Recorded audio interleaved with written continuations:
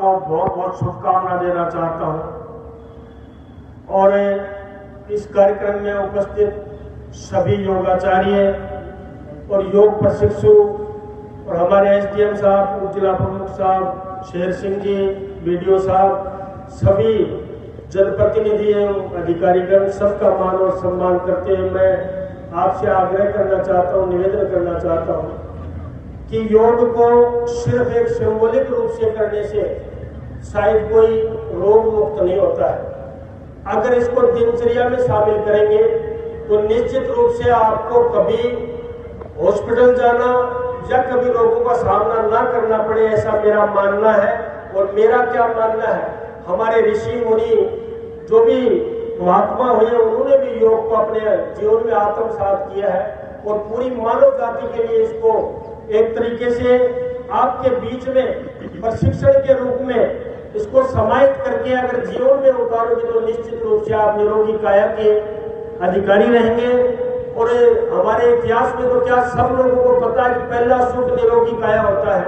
अगर किसी की काया ही अगर रोगी है तो उसकी कोई सुख, संपत्ति, धन, औलाद, पुत्र, आपकी पत्नी, परिवार कोई किसी काम का नहीं है। इसलिए आपको सबसे पहले अपने शरीर पे ध्यान देना चाहिए और शरीर पे ध्यान देने का सरल और सहज उपाय है निश्चित रूप से योग। और मैं धन्यवाद देना चाहता हूँ इस मौके पर हमारे प्रधानमंत्री माननीय नरेंद्र जी मोदी जी को, जो हमारी जो एक प्राचीन विधा थी, जो हमारे ऋषि मुनियों ने, महात्माओं ने एक जो योग जो विश्व को दिया है, निश्चित रूप से भारत को इसके लिए पूरे विश्व को धन्यवाद देना चाहिए और भारत का ऋणी रहना चाहिए कि और उसको अंतर्राष्ट्रीय स्तर पर ले जाने के लिए नरेंद्र जी मोदी ने 21 जून का जो समय तय किया और अंतर्राष्ट्रीय स्तर पर इसकी मान्यता दिलवाई। निश्चित रूप से इस मौके पर मैं हमारे प्रधानमंत्री जी को बहुत बहुत बधाई और साधुवाद देना चाहता हूँ।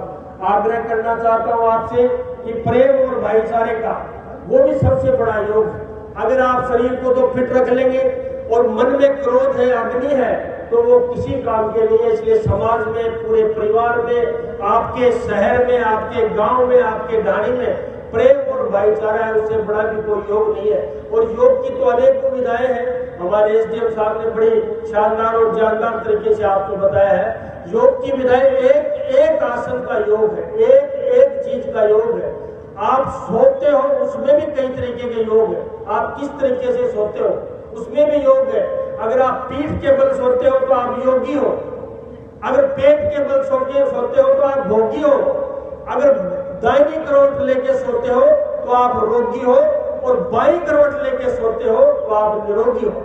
ऐसे ऐसे इजाद करने वाले हमारे जो महात्मा हुए हैं, योगी पुरुष हुए हैं, जिन्होंने हर चीज पे आप बैठते कैसे हो, आप खड़े कैसे होते हो, आपकी बॉडी लैंग्वेज क्या है, आप सोते कैसे हो, किस आसन में बैठ के आप खाना खाते हो, उस पे भी योग है।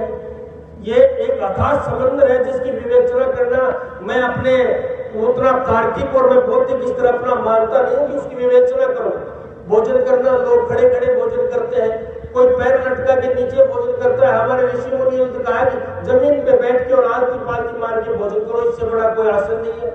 लेकिन हमारी दिनचर्या और जो ये पाश्चात्य संस्कृति है, इसमें सारे योग और हमारी जो एक बहुत महत्वपूर्ण योगदान हमारे ऋषि मुनियों ने दिया था, उसको हम भूलते जा रहे हैं। मैं ये कहूँ कि बहुत लंबी चौड़ी इस मौके पर बात कहूँ, मैंने दो बातें कही है। अगर भोजन का देखो, भोजन को खाने का तरीका अगर हम लोग साफ सुथरा रखते हैं, सही रखते हैं, तो आपके भोजन भी आपके पाचन के लिए, आपके शरीर के लिए अच्छा होगा। सोने का जो मैंने बताया, हालांकि मैं कोई योगी नहीं हूँ और ना मुझे कोई बहुत ज्यादा ज्ञान है इस बारे में, लेकिन छोटी छोटी चीजों को अगर जीवन में, दिनचर्या में आत्मसात करोगे तो निश्चित रूप से आप लोग निरोगी रहोगे।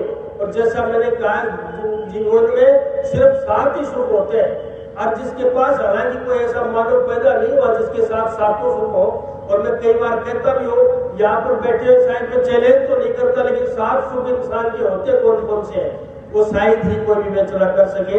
लेकिन मैं फिर कहता हूँ, कोई ज्ञानी या विद्वान नहीं हो, लेकिन ईश्वर ने आप लोगों के लिए 7 सुख रखे हैं। पहला सुख निरोगी काया, दूसरा सुख घर में हो माया, तीसरा सुख सुलक्षणा नारी, चौथा सुख पुत्र ज्ञाकारी, पांचवा सुख नीर निवासा, छठा सुख राज में हो पासा और सातवां सुख कुटुंब का वासा।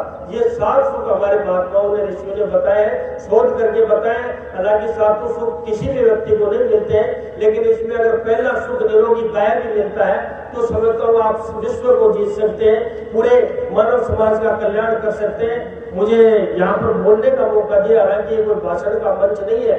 आज शारीरिक रूप से हमें प्राणायाम योग सीखने को मिला है, इसको जीवन में आत्मसात करें, अपने आप को निरोगी रखें। यही मैं आप लोगों से कहना चाहता हूँ। पुनः एक बार मैं संदेश हर मन से देता हूँ, प्रेम और भाईचारा और मन में शांति जिस व्यक्ति के है, निश्चित रूप से उसने अपने आप पर विजय प्राप्त कर ली है।